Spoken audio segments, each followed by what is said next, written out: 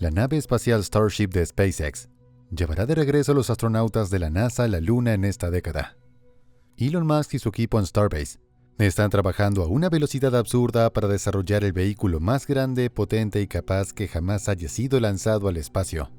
Mientras tanto, la NASA está preparando una hoja de ruta para lograr el primer puesto permanente en la superficie lunar. Cuando estos dos se unan en Artemis 3, aterrizaremos en la Luna. No será fácil, pero hay algunas cosas que solo vale la pena hacer porque son difíciles, y así es como sucede.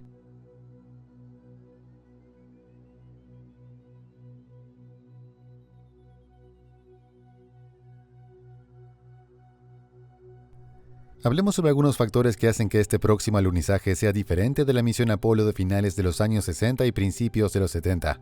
Porque típicamente la primera pregunta que la gente quiere hacer es: ¿por qué ha tardado tanto la NASA en regresar? ¿Perdieron la tecnología para aterrizar en la Luna? ¿Perdieron la habilidad o el conocimiento para lograrlo? ¿Tal vez nunca fueron realmente a la Luna y solo inventaron todo? La explicación más simple es que la NASA perdió el dinero para aterrizar en la Luna y nunca lo recuperaron realmente. El financiamiento anual actual por parte del gobierno de los Estados Unidos ronda los $25,000 millones, lo cual podría parecer mucho, pero no lo es. Si ajustamos por la inflación y demás, en la era Apolo de finales de la década de 1960, la NASA estaba recibiendo algo así como $300,000 millones por año. Así que eso es mucho menos dinero con el que trabajar en la actualidad. Y así es como la NASA llegó a esto, su cohete SLS y la cápsula de tripulación Orion, que fue lo mejor que pudieron hacer con los fondos disponibles. Y sí, hay toda una discusión que se puede tener sobre la mala gestión de proyectos y los sobrecostos en el SLS, pero no en este video. Básicamente lo que estamos viendo es hardware reciclado del cementerio de transportadores espaciales, que se ha ensamblado en un propulsor de cohete, y luego se le ha agregado una versión ligeramente modernizada del antiguo módulo de mando Apolo. A pesar de todas sus muchas faltas, el sistema SLS y Orion pueden hacer cosas bastante asombrosas, y lo vimos por nosotros mismos en el vuelo de Artemis 1, cuando la cápsula no tripulada fue enviada hasta la órbita lunar y regresó sin problemas importantes.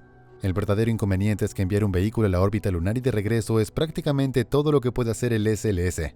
Le falta una pieza muy importante del rompecabezas: el aterrizaje. Y aquí es donde entra SpaceX.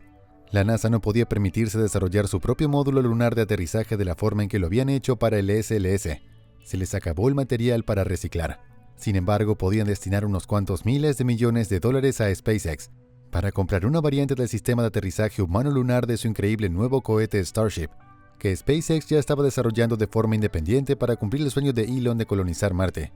Así que Starship iba a ocurrir con o sin el apoyo de la NASA. Si un Starship puede llevar personas a Marte, entonces definitivamente puede hacer lo mismo en la Luna. Todo lo que necesita son algunas modificaciones para adaptarse al perfil de misión Artemis de la NASA. Entonces, a diferencia del SLS, aún no hemos visto al Starship completar con éxito todo el perfil de una misión, pero hemos visto a SpaceX lograr cosas bastante sorprendentes después de solo 3 intentos, incluida una exitosa implementación de la segunda etapa de una órbita ligeramente inferior. Así que realmente es solo la parte de volver a bajar lo que SpaceX está intentando resolver en este momento con el 4º vuelo de prueba. El Starship lunar es una bestia ligeramente diferente de todo lo que hemos visto hasta ahora en la plataforma de lanzamiento en Starbase. Mientras que la etapa superior actual de Starship está diseñada para alcanzar la órbita terrestre baja y luego regresar a la superficie en una sola pieza, el lunar se va de vacaciones permanentes, sin viaje de regreso. Entonces, en muchos aspectos, esto facilita las cosas, porque esta variante no necesitará soportar el calor extremo de reingreso en la atmósfera terrestre. Por eso abandonó las características solapas alares y cambió las baldosas negras del escudo térmico por una elegante capa de pintura blanca. Pero esto introduce un problema completamente nuevo en la ecuación. El diseño actual del Starship puede transportar entre 100 y 200 toneladas métricas de carga a la órbita terrestre baja. SpaceX probablemente podría lograrlo con lo que tienen ahora, pero los problemas surgen cuando intentamos ir más alto, porque no solo la carga dentro del Starship es increíblemente pesada, sino que también lo es la nave espacial de acero inoxidable en sí misma, y cuanto más peso intentas mover, más combustible necesitarás. Por lo tanto, solo para alcanzar una órbita estable a unos pocos cientos de kilómetros sobre la superficie, el Starship gastará todo su suministro de combustible. Para alcanzar altitudes más altas como la Luna, necesitará ser reabastecido. Esto es lo complicado. En la tercera prueba de vuelo, Starship realizó con éxito una transferencia de combustible orbital entre 2 tanques separados en la misma nave. Esto es bastante importante porque nunca antes se había realizado la transferencia de combustible criogénico de un lugar a otro en el espacio. Específicamente estamos hablando de mover combustible del tanque colector del LOX al tanque principal del LOX. Ahora para su próximo truco. SpaceX tiene que mover combustible de una nave a otra, lo que significa que vamos a ver dos naves en órbita al mismo tiempo para que puedan enlazarse y acoplarse juntas. Vamos a ver esto muchas veces antes de que el Starship pueda ser considerado para aterrizar en la Luna. Entonces, este es el trato. Una etapa superior del Starship completamente abastecida puede contener 1500 toneladas de propelente, y cada nave tiene la capacidad de transportar algo así como 150 toneladas de exceso de masa a órbita como máximo. Entonces, a este ritmo, necesitarías lanzar 10 Starships para transportar suficiente combustible a órbita para reabastecer solo un aterrizador lunar. Y esta cifra fue confirmada por Jessica Jensen, vicepresidenta de Operaciones e Integración de Clientes de SpaceX, tan recientemente como en enero del 2024, durante una conferencia telefónica de actualización de Artemis de la NASA. Cuando se la presionó para dar un número, Jensen dijo que tomaría aproximadamente unos 10 Starship lanzamientos para una sola misión a la Luna. Aclaró que el número podría resultar ser más alto o más bajo, dependiendo de cómo vayan estos vuelos de prueba iniciales. Entonces, imaginemos que toda la situación de reabastecimiento orbital va según lo planeado. Elon Musk parece pensar que será bastante fácil, y tiene razón en esto. Si una Dragon de SpaceX puede acoplarse con la ISS, aunque estén utilizando sistemas totalmente diferentes que no pueden comunicarse directamente entre sí, no debería sonar descabellado que dos Starships controlados por SpaceX puedan lograr lo mismo. El primer Starship que aterrice en la Luna no llevará ninguna persona a bordo. Una gran parte de los requisitos de la NASA para considerar que Starship es un vehículo seguro será un aterrizaje de prueba no tripulado. La idea en este momento es enviar un Starship vacío para el primer aterrizaje en la Luna. Básicamente un vehículo de prueba que solo necesita demostrar que el sistema de aterrizaje funciona, según la NASA. Y aunque en esa misma conferencia telefónica de principios de este año, Jessica Jensen también aclaró que el primer Starship lunar aterrizará y luego ascenderá desde la superficie en la misma misión. Inicialmente esta prueba había sido planificada para el 2024, lo cual era muy ambicioso. Pero aún tenemos la esperanza de que pueda suceder para finales del 2025 o principios del 2026. Si todo va según lo planeado, entonces el segundo Starship lunar será el verdadero negocio. Estará equipado con un compartimento para la tripulación que mantendrá con vida a 2 personas en la Luna hasta por una semana, además de una bodega de carga que contendrá los trajes espaciales y el equipo para explorar la superficie lunar.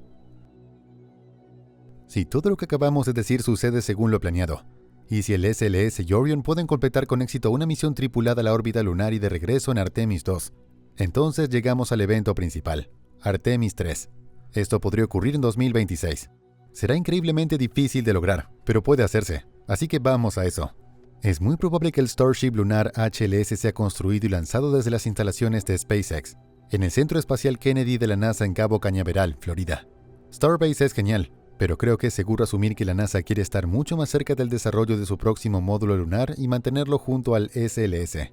Entonces esto es para lo que SpaceX ya se está preparando en su sitio de lanzamiento en Florida. El Starship va a la órbita sin tripulación, se reabastece en el depósito de propelente orbital y se dirige hacia la Luna. Las misiones Artemis van a utilizar una órbita retrógrada distante alrededor de la Luna, por lo que en lugar de acercarse y dar vueltas seguirán una trayectoria ovalada larga que los llevará muy cerca del polo sur de la Luna, y luego se alejará mucho en el espacio y luego regresará nuevamente. Esto es más eficiente en términos de combustible para la nave espacial y la futura estación lunar Gateway. Mientras el Starship lunar se establece en la órbita, el SLS se prepara para el lanzamiento, con 3 miembros de la tripulación a bordo. La cápsula Orion está a su camino para encontrarse con el Starship en la misma órbita lunar. ¿Podríamos haber enviado a todos en el Starship desde el principio? Tal vez. Pero no estoy convencido de que un Starship lunar tendría suficiente combustible para llegar desde la órbita terrestre baja hasta la superficie de la Luna, y luego regresar completamente con un solo tanque. Probablemente necesitarías un segundo reabastecimiento en la Luna y eso probablemente sería más complicado que simplemente usar el Orion. Pero ese es un tema para otro video. De todos modos, cuando las dos naves finalmente se encuentran, necesitan acoplarse, con la punta de la nariz de una contra la punta de la otra. Esto no es ideal, pero tendrá que hacerse hasta que podamos poner en funcionamiento la estación lunar Gateway, con 2 miembros de la tripulación a bordo. El Starship se desprenderá del Orion y se dirigirá hacia la superficie. Para hacer esto probablemente utilizará un impulso de los motores principales Raptor. Esto reducirá la velocidad lo suficiente como para ser atrapado en el pozo gravitacional de la Luna y ser llevado hacia la superficie. Desde aquí parece que los controles de aterrizaje serán manejados por un nuevo conjunto de propulsores que son exclusivos del Starship lunar. Están montados un poco más arriba que la mitad del cuerpo, y eso tiene sentido por varias razones. Dado que la gravedad de la Luna es tan baja y el motor Raptor es tan potente, probablemente sea demasiado, incluso con la mínima potencia para un aterrizaje suave. Además, usar un motor de aterrizaje en la base del cohete levantaría una gran nube de polvo y perturbaría toda la zona de aterrizaje. Con propulsores más pequeños y precisos más arriba en la nave, se logra un descenso más controlado y estable. Recuerde el aterrizador de Intuitive Machines, que se volcó recientemente en la Luna. También era alto y estrecho como un Starship, por lo que el que pueda volcarse será una gran preocupación con un vehículo como este. No hay mucha gravedad que te mantenga abajo, pero mover los propulsores más cerca del centro de masa de la nave y apuntarlos en un ángulo ayudará mucho a mantenerla estable y evitar cualquier impulso lateral. Los propulsores de aterrizaje llevarán la nave a un aterrizaje lento y suave, al igual que un helicóptero. Este será el primer aterrizaje humano completamente automatizado en la Luna.